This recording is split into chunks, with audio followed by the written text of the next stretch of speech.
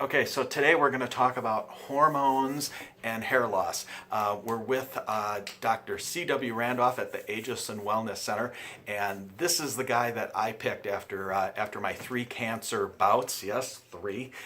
When I knew I needed to get my hormones straightened out. So I know a lot of you women with curly hair have been asking a lot of questions about hair loss and your hormones, and I figured this is the perfect guy to ask. So I'm going to turn the camera around, and we're going to ask him some questions. So this is Dr. Randolph, and I did my research, and this is probably the best guy in the world, in my mind, in bioidentical hormones. So he's the guy to ask. So Dr. Randolph, a lot of the women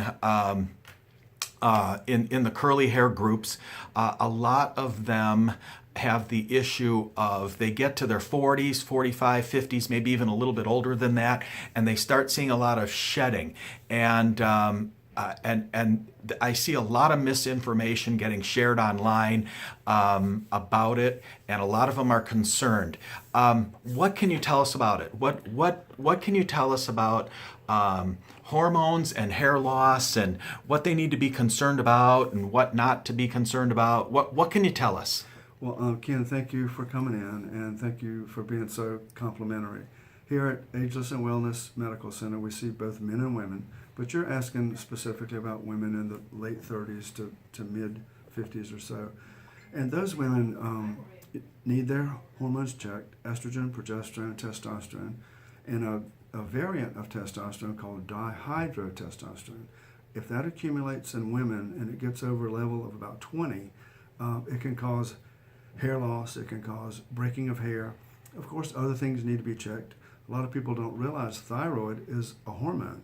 So you need your thyroid profile, and specifically you need TSH, T4, T3, and you need the antibodies that cause your thyroid to function properly. If they get out of hand, your thyroid does not function properly. So things that can involve hair loss in women in that age group are dihydrotestosterone. Thyroid can be out of whack. Also, this is not a hormone, but it's called ferritin. It's a type of iron-carrying protein.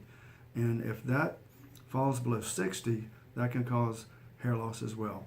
Vitamin D, super important. Vitamin D3, and what you want to check in your blood is called 25-hydroxy vitamin D. A lot of doctors don't know to order that, but vitamin D under 60 can also cause hair loss. Believe it or not, vitamin D, even though we call it a vitamin, is actually a hormone. So having your hormones checked by a qualified doctor is exceedingly important. So is that a fallacy that a lot of people think that because they're out in the sun that they get enough vitamin D? Is that incorrect? That is incorrect, because we have people here at the clinic that are charter boat fishermen. They stay in the sun all day. They're mail carriers with the Postal Service, and they're real tanned, and their vitamin D is 30. The range you want your vitamin D to be in is between 60 and 100. That's optimal. And we see so many people that are 32 and 35 and even lower. Also, African American or dark skinned people, the sun does not penetrate the skin well enough to convert the vitamin D to active form. So that's super important. The other thing is called the standard American diet. We do not get enough of the molecules that are precursor molecules that form vitamin D in our body. So we have to supplement. So 99.9% of my patients are on vitamin D, and they need at least 5,000 units a day, even up to 20,000 units a day. I personally take 15 to 20,000 units of vitamin D per day to keep my level in the normal range. So doctor, do you see or do you believe that a lot of these hair loss and hormone issues, are they due to age? Are they due to heredity? Are they due to women in their changes or coming up to their changes? I mean, is there something that you see that that's similar or common in all women, or is it different, or is there a lot of difference? Very good question. It's really multifactorial, meaning it's many factors can cause hair loss. It can be the hormones, it can be the vitamin D, it can be thyroid, it can be the ferritin. Now, women in their 30s, early to late 30s and early 40s, the ovaries make lots of estrogen, but very little progesterone, and they become what's called estrogen dominant.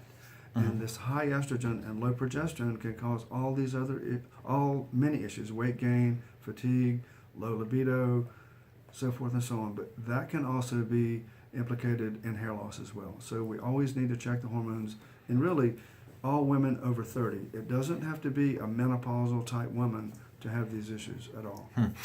One of the other things that we've seen in a lot of women, especially a lot of the women in the with the curly and ethnic hair, is a lot of them will buy and use and have for years or decades will buy. Say I hate to put it in this terminology, but I will just because it fits. But they'll use cheaper quality products with cheaper quality ingredients, and they'll get buildup that ultimately clogs their hair follicles over years and decades. And that we believe that actually over time can cause hair loss as well. Do you believe that to be true or not? What are your thoughts? I think that's a very good proposition, and it's probably true. The iron carrying protein that I mentioned earlier, called ferritin, there is ferritin in the hair follicle, and if the hair follicle is clogged or dirty or filthy and accumulates all these things that you just outlined, that can cause the ferritin level to go down, and that can be implicated in hair loss as well. So it could be a perfect storm of all these different things. So there's a number of different things that have to be looked at to really get this corrected. Absolutely. Now, through my clinic, we have myself, and I have another doctor and 4 nurse practitioners, and we do phone consultations.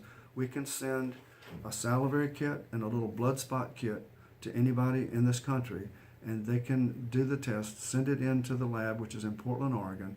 Then we can have a phone consultation and check all these things for you, and then give you a recommendation over the phone. Awesome. I'll put a link in the bottom of this video with the name of your clinic and the phone number and address and everything, so they can contact you if they need to.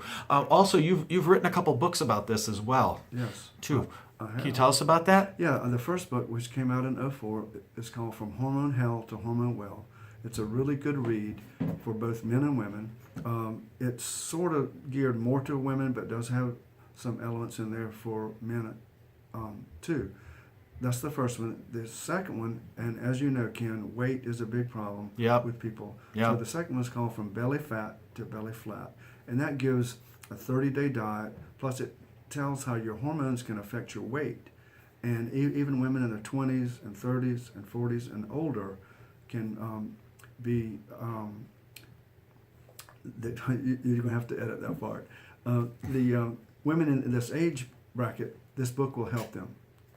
Wonderful. Yeah, and I have both those books, and let me tell you, the Belly Fat to Belly Flat, yeah, it works. So anyway, I'll put some links to the books below as well. I'll put some links to his website and phone numbers. If you have any more questions, you can call his office. So anyway, thank you, doctor. Appreciate it. And if you have any more questions, we'll post them. We'll post them on. Thank you so much.